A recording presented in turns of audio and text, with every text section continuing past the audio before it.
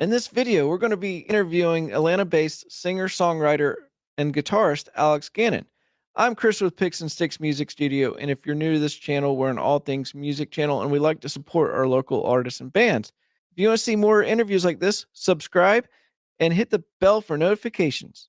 If you like this video, hit the like button. Not only does this help the channel, but this also helps the local artists and bands we interview. This is episode number 36 of the Local Artists and Band series. This video will be time-stamped and Alex will be performing Walk With You. I'm very excited to welcome to the channel, Alex Gannon. Let's bring him in. Hey, thanks so much for being a part of this podcast, and I'm looking forward to this interview with you. Yeah, thanks for having me. I'm happy to be here. So, icebreaker question. We always start with those. And if you could have any amp, what would it be? Well, there's a few. I'm pretty partial to those, 60s, maybe early to mid 60s Fender Princeton amps. They're pretty amazing. I've had the opportunity to play a few over the years that are just like, the tone is just incredible. The warmth that you get from those old amps is amazing. And I'm a fan of kind of a warm tone, and I love a little bit of reverb. So yeah, I guess I would have to say probably like a mid 60s Fender Princeton amp would be like the pinnacle of amps. Nice.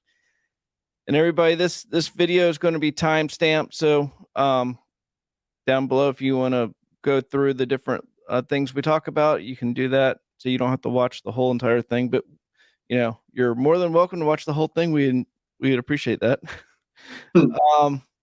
Awesome. So I know you teach guitar as well. What's one of the hardest riffs you've had to learn? Oh my gosh, there's a lot.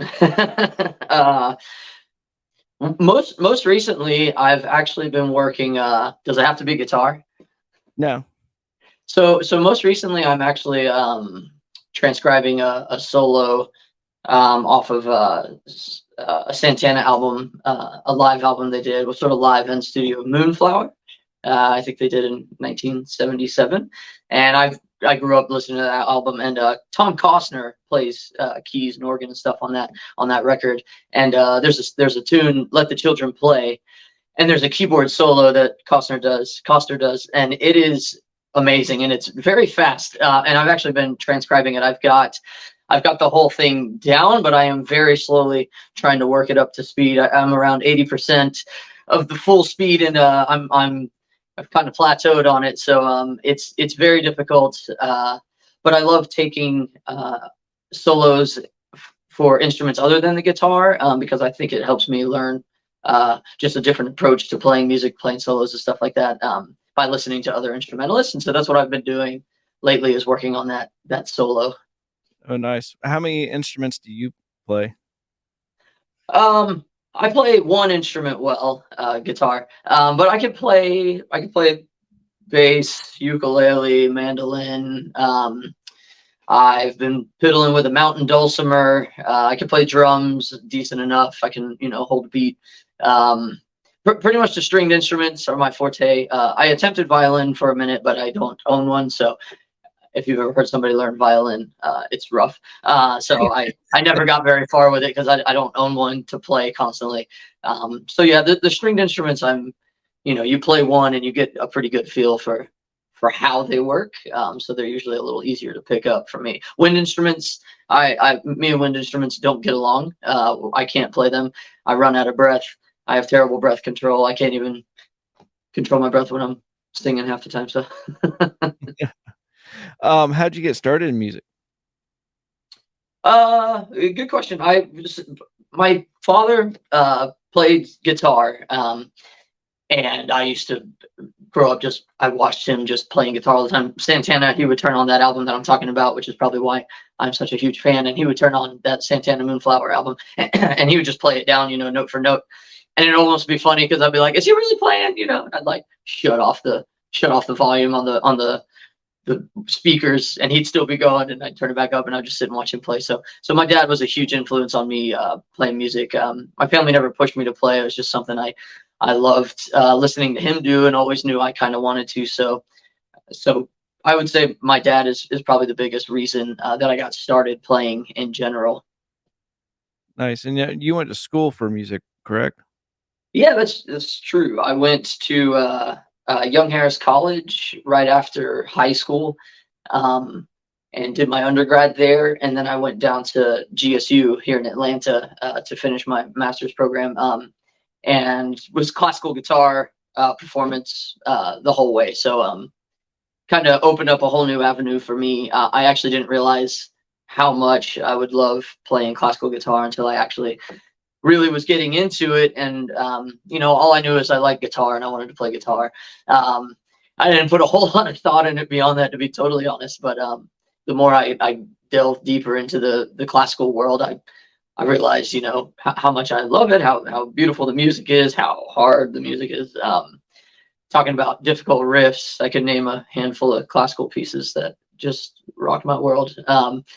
Oh, wow. But yeah, I think it always helped every other aspect of my playing. I never put down the electric guitar. I never stopped playing rock and roll, which is my bread and butter. But I think it just kind of helped refine other aspects of my playing that I didn't even realize how much I would love it until I got into it.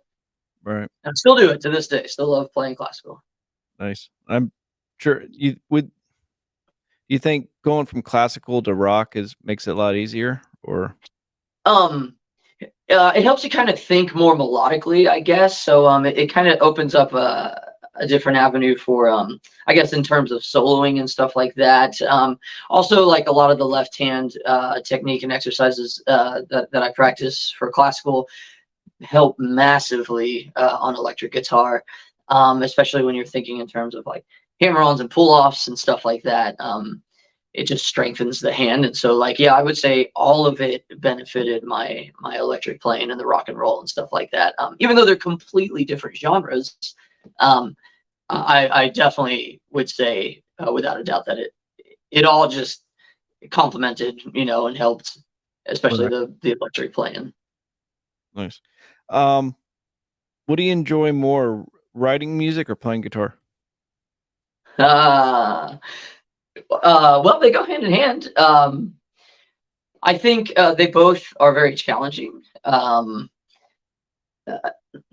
don't know if I enjoy one more than the other. I mean, I guess if I had to answer, I'd say playing I enjoy the most because I just love playing. But I like the challenge of trying to piece something together that it's very difficult. I'm sure plenty of people have mentioned this. It's difficult to write something completely original, and I enjoy that challenge of trying to do something still original. I mean, I have no issue borrowing and stuff like that, and I have no issue with if my influences show. That doesn't bother me.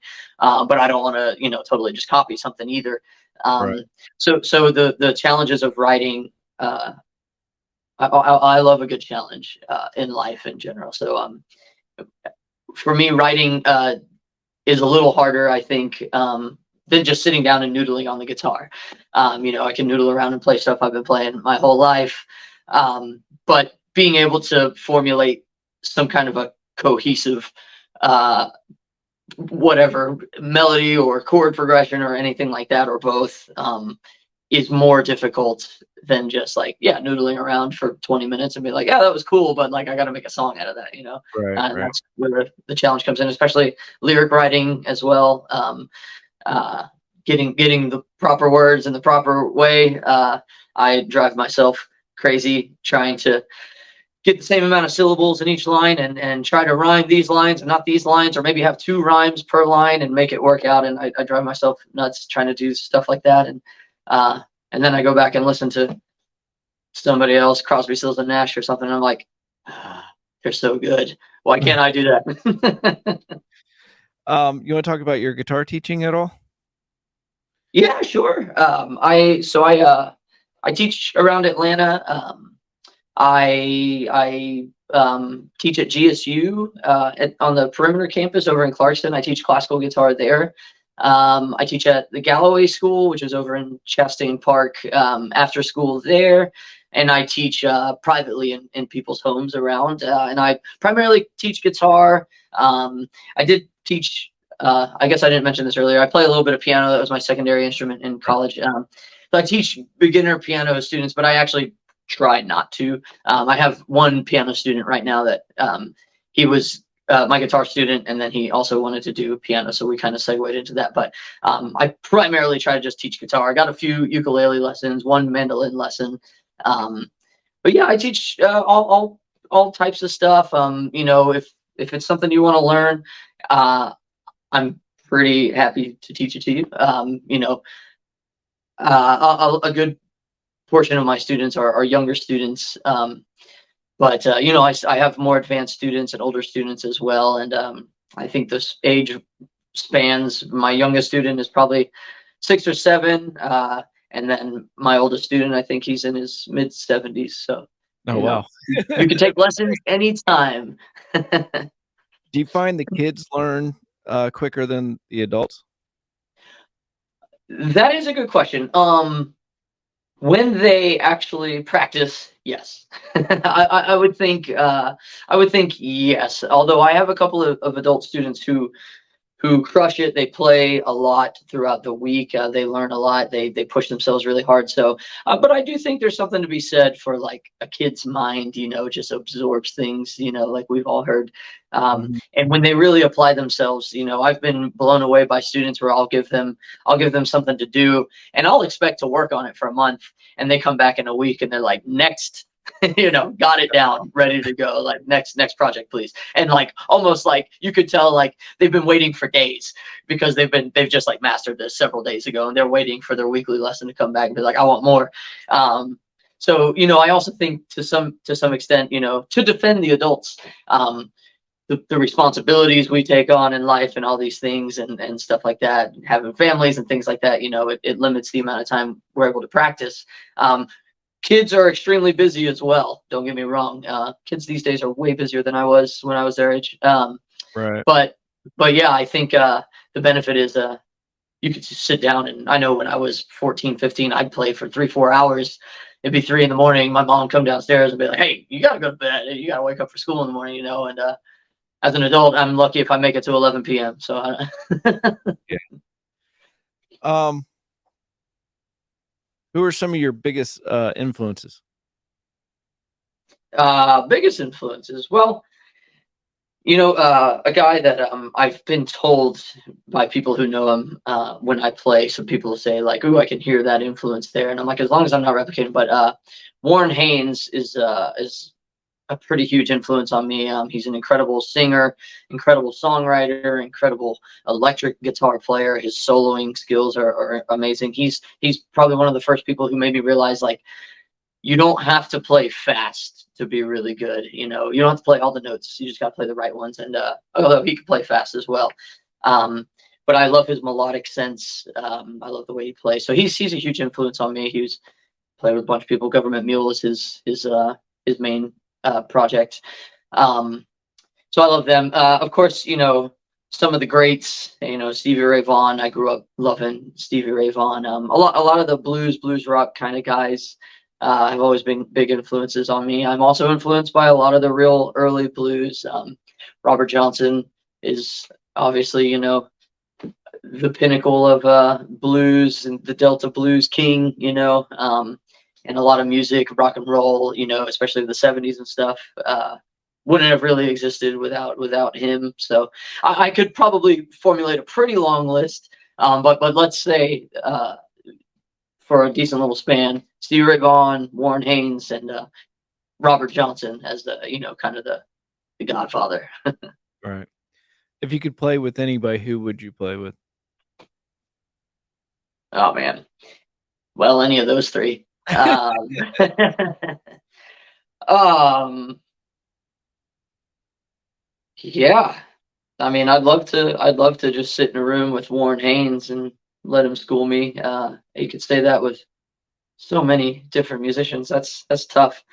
All of them. All of them. I love playing music with anybody. The cool thing about playing guitar is you could play solo stuff and it's great. Like classical music, you can play a lot of solo stuff. But I think you're missing out on a lot by not playing with another musician in general.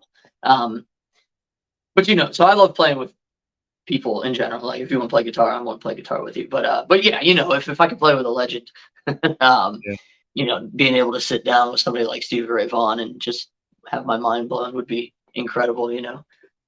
Right. All right. So Alex pre-recorded a video of him singing and playing. And what song are you going to do? The most recent song that I did personally was a song called "Walk with You," and it's a tune I ended up recording all myself, drums, guitar, bass, and stuff. So I'm doing an acoustic version, playing just a solo acoustic singing type of thing. See how that turns out. All right. Well, I hope you guys enjoy this video of Alex, and we'll start the video.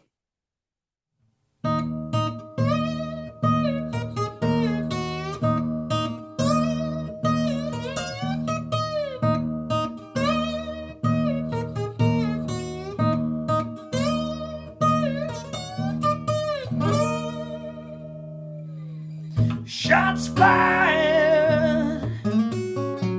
I heard the young girl scream. Hands clenched with rage, she began to weep.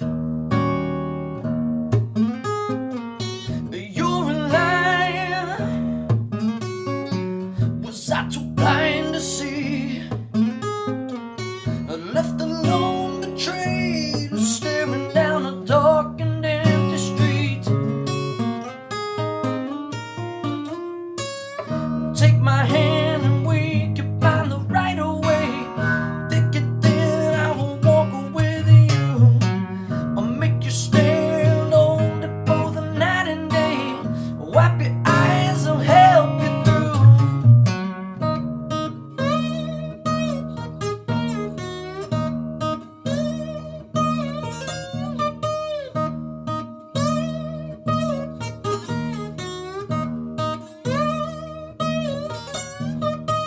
I'm too tired. I'm too tired to fight. A heart full of love, she embraced the night. This high wire, I'm no longer stride. And on the wings of a dove, she soared into the star-embedded skies. Take my hand and we can find the right way. Thick and thin, I will walk with you. I'll make you stand, hold it both night and day. Wipe your eyes, I'll help you through. Right or wrong, this is not the only way. You can walk the path that you choose. Don't bite your tongue if you got something more to say. Speak your mind and speak it true.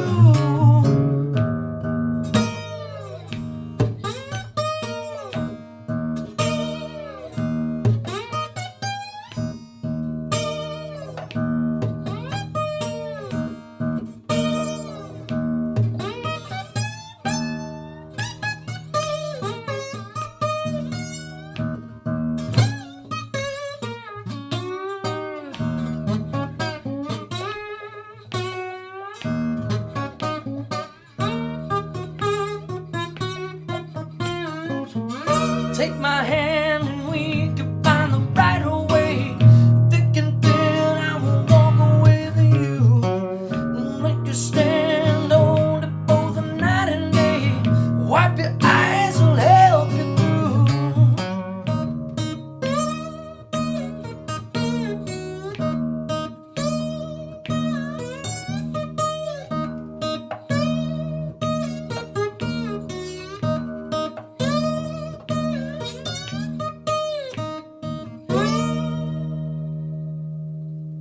Thanks, Alex, for sending that video in. I think that was really great.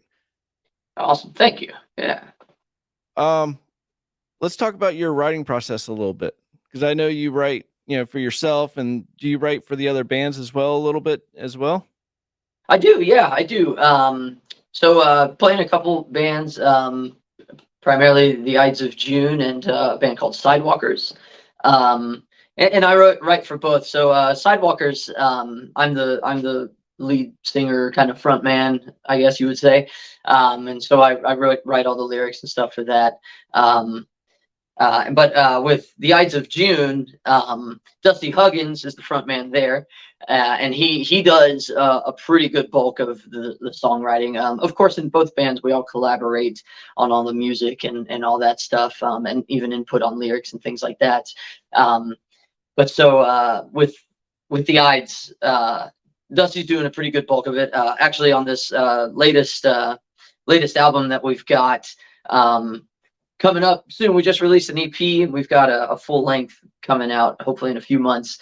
Eli Browder, he's the other guitar player in the band, and he actually wrote one of the tunes on this upcoming album as well. So we try to spread it out for sure, just to get a nice variety. Everybody gets some input. Right. And you were talking about for your solo stuff, and like, do you typically write your guitar parts and stuff first and then come back with the lyrics, or do you have lyrics in mind? I know that's always the sticky point with it is. That's right. I have done it a few different ways. Oftentimes I do find that having a chord progression in mind usually comes first. And then I can kind of hum some kind of a melody over that, or might record it either on a phone or on my computer or something, and maybe play a melody, something that I think will sound good for the vocals, and then try to write some lyrics to complement that. Of course, as you're writing, that's things are going to change. I've also had instances where I write lyrics, and then maybe even years later, I just have a pile of words and notebooks, and years later I might be like, ooh, this feels like the rhythm of this, just the natural sort of syllabic flow would actually fit really nicely over this riff or over this chord progression. And so I might actually have some words that were written 2 years ago and then have a riff and feel like, oh man, I think this might actually work out. In fact, with the Ides of June, we have a song called Face in the Mirror. And Clay McConnell, who used to be in the band, he moved, so he unfortunately is not with us in the band anymore. But we still stay tight in touch. But he actually wrote a riff, perfect example. And when it was playing, it was this exact situation where I was like, man, I wrote some lyrics before I even knew who the Ides of June was, and I actually think they might go well. So I took them, I shaped them, I cut words, added back. Who knows what it started as, but that ended up being what ended up on the album. And so he wrote the riff, the main riff, and I actually pulled from an old notebook some words that I had written down that I'd never done anything with, and fitted over that and added to it, of course, and stuff like that. So yeah, I think it can happen a number of different ways. I think a lot of people that I've heard probably would agree that a lot of times the chord progression comes first, but I don't necessarily think it has to. I also am a nerd and I love challenging myself, so sometimes I will literally write a melody and force myself to find like the harmonic progression that makes the most sense under that melody, finding specific placement for it, and experimenting with, well, how many different chords can I play in this one spot, and which one is going to be the one that works. Sometimes it's just a fun exercise, to do it that way. And sometimes those could be the songs that come out the best, it just depends. I know everybody's a little bit different with that for sure. Right. Do you find that writing a melody on guitar versus piano, which one's easier, you think? Well, I'm way better at guitar than I am piano. So guitar is easier for me. Yeah. Piano, I'm severely limited to the white keys. Okay. I can move my way around. I'm playing it down a little bit, but yeah, on guitar, I am way more comfortable. I know the fretboard way better than I know the keyboard, so to speak. Although the keyboard is linear, so it's easier to see in a lot of ways. But you know, I've written songs on the piano, for sure. But you know, I play guitar, so for me, Right. guitar is easier. You know, people Right. actually often ask. The students will say, "So do you think it's harder to play piano or it's harder to play guitar?" It's like, well, it's harder for me to play piano, but it's probably harder for a pianist to play guitar. You know, so you know, they're both hard. Yeah, I mean, I never played piano, but and only play guitar, but like guitar's hard for me just because I can, yeah, the notes are all over the place. Where piano, you got your octaves. As long as you learn them, this one little spot, well, it's this, linear, like you said, but Right? Yeah. On a piano, you can have one note. So like on a piano, you have this note in one place. On a guitar, you can have here, or here, or here, or here. You know, yeah, it's all the exact same note. You know, so it's it definitely does make it trickier in terms of like knowing, well, which one do I play? yeah. And my part, like I know all the notes on the fretboard by, mathematically or whatever, like figuring it out, right? But I can't Sure. just be like point to one and be like, that's an A. That There's makes it tough, but there's an incredible guitarist, Lee Ritenour. If you're familiar with him, he's an incredible jazz fusion guitar player. And I was watching. He had a little thing on YouTube of some kind, and he has this exercise that he does where he will turn on a metronome, and he'll just pick a note at random, and with the metronome going on every string, he'll play that note somewhere on each string, and he'll just turn the metronome faster, faster, faster, faster, and he'll just nail it, boom, boom, boom, boom, boom, boom. And I was like, I know the fretboard pretty well. I'm gonna start trying to do that. Oh my god, you don't realize how much you don't know until you try to do something like that. And watching him do it is just masterful. You know, it's so funny because it's not musical in any way. He's just picking a note at random, so B flat, and play a B flat on every single string with the metronome, and he got it going pretty fast. And I am, 60 beats per minute. Like, okay, I could do this, and then I get up to like 70. I'm like, oh no, I'm like bombing. I guess I need to know the fretboard better than I thought I did. that's a great. There's always more to learn. That's awesome. I'm gonna have to try that. You I have should. You should do it. It really helps you realize how much you don't know. I have an app on my phone You're like that me. I'll play, and I'll play it for like a week straight, and like get really good at it, where it tells you like the note, and then you have to find it on the fretboard on Yeah, the yeah, and you get faster and faster, and it starts timing. It's kind of the same principle, I guess, but it's on that's the app cool. instead. And I'll get really pretty good at it, and then like I won't play it for like a month or two, and then it's like starting all over again. You You think don't use it, you lose it. yeah, exactly. You want to talk about the new single out for Ides of June? Yes, absolutely. So the Ides of June, just last Friday, we just put out an EP. The first single off of that was called "Tearing Seams," and I wrote the main riff for that, the slide guitar part. So it's out. It's a nice kind of I don't know, dirty Southern blues kind of sound. Dusty wrote all the lyrics for that one. It's an awesome shout out to Dusty Huggins. He's a fantastic songwriter, lyricist, and he wrote a story about kind of his childhood and his life in a nutshell. And he did a phenomenal job with that. But yeah, so that came out. The EP just came out. It's the Tearing Seams EP. It's got 5 songs. Just came out last Friday. In fact, what's today? So 2 days ago, Friday, we had an album release, a double album release. Actually, we played with Ray and the Ragdolls. It's a local band as well, and they released an album. And Pinto Sunshine opened up the night for us. So we had a really good night on Friday night celebrating the release of the 2 bands' albums. But yeah, our latest single now is Drift Away. And it's a very Southern rock vibe for sure. I think that's safe to say. I wrote a little bridge for that tune. I did a 3-part harmony, 2 guitar parts and a bass part, and I wrote all 3 out and made it kind of modal. And we do a very harmonized bridge, very much so influenced by the Allman Brothers band. I love the Allman Brothers. Dwayne Allman is another guitarist that I should go back and add to the earlier question about some of my favorites. But so I love them. They're always somewhere in the back of my mind when I'm writing music, even if I try to get them out of there. But so they had a huge influence on that bridge of that song, Drift Away. So yeah, the first single is Tearing Seams. The next one just came out is Drift Away, and the whole EP is out right now.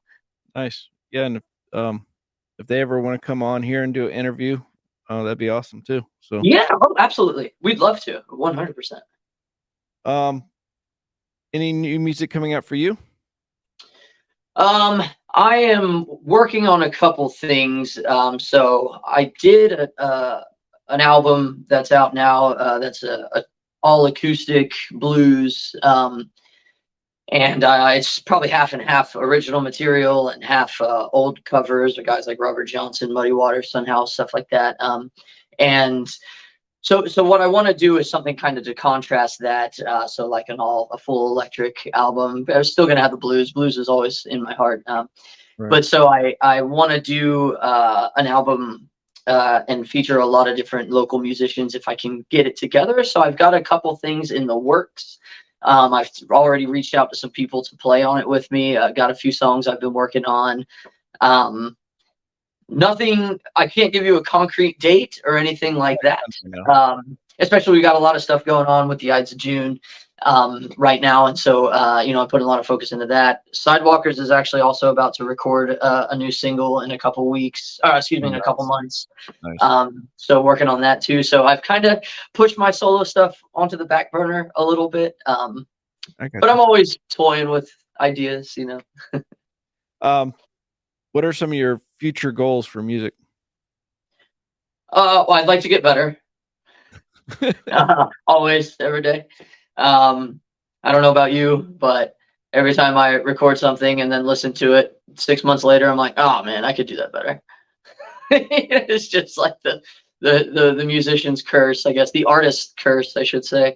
It affects us all. But yeah, goals. The Ides of June, we're trying to maybe do some touring on the new album in the near future. As I mentioned, we put out the EP, but we put out 5 songs. We actually have 5 more.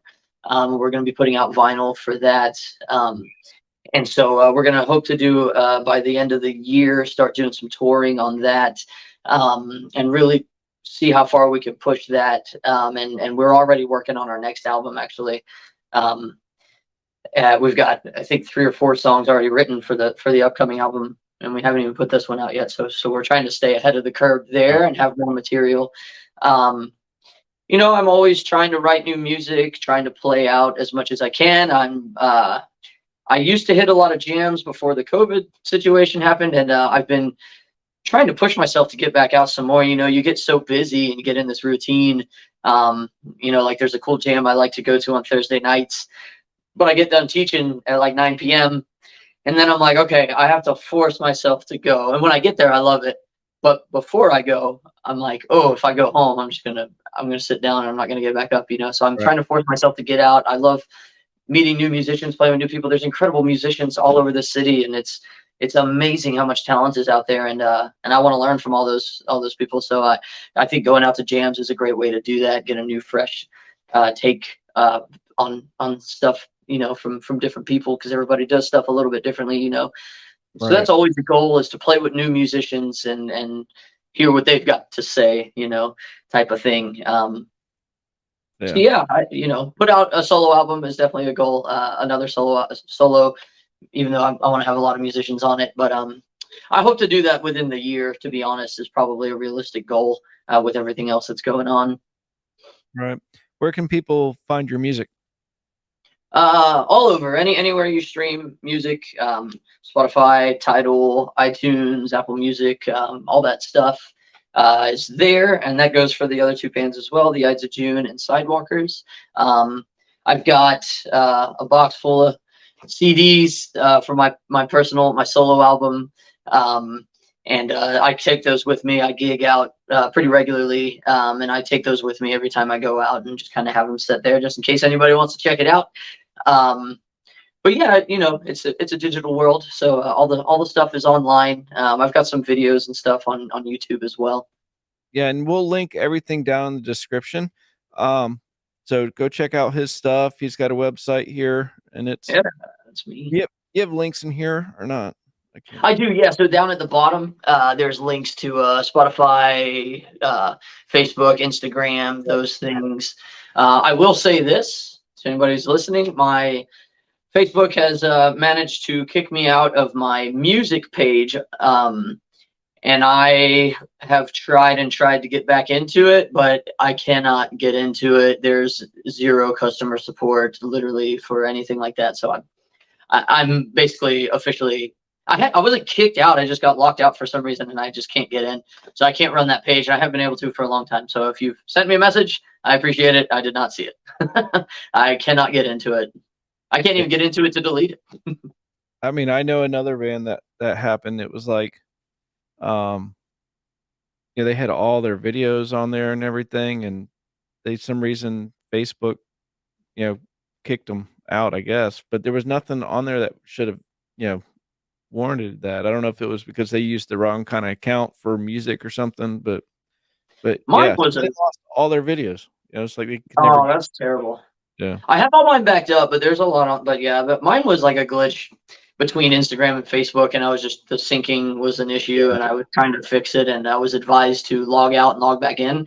Well, it turns out you can't log back in. Uh, so I logged out and could never ever get back in again because I'm the only admin on the page. It's a disaster. It's a sore subject, so I don't want to bring it back up. No, but it's just, and there's nobody to help you. There's no customer support or anything. So where can people see you play? All over. So I play. So for example, tonight I play. I do a lot of like cover music. A lot of people like to hear that when you're playing restaurants and stuff like that. So a lot of cover songs. So on Sundays, pretty much every Sunday, I play at 6 p.m. over at Cherokee Rose, which is a kind of an upscale barbecue, extremely good food in downtown Stone Mountain. That's a really really cool spot. I like playing there a lot. There's another spot I play every other Wednesdays called Las Brazas. There's a Peruvian joint, extremely good food as well. And then I play at a lot of breweries, Slow Pour Brewery up in Lawrenceville. Their sister is Outrun over in Stone Mountain as well. I play at the Wild Heaven Breweries. I play all around. I keep my website pretty up to date. AlexGannonMusic.com, and I've got all my events there. And I keep it pretty up to date with everything I'm doing. But I cruise all around. Sometimes I go up to North Georgia and play up there around Blue Ridge, Hiawassee, those areas. Yeah, that's all the stuff there. And I keep my solo stuff as well as the stuff that I do with the two bands. I try to keep it pretty up to date. Nice. Yeah, once again, his links are down in the description. Follow him on Spotify. Go to his YouTube. Subscribe to his YouTube. Subscribe to this YouTube. Yeah, that's good. Subscribe all around. Yes, right. Cool. Anything else you want to talk about before we get off? No, I don't think so. I greatly appreciate you, Chris, for reaching out and having me on your show. I'm really happy to be here. Yeah, just keep playing music, and I'll do the same. Cool. Well, everybody, thank you for watching, and go straight home.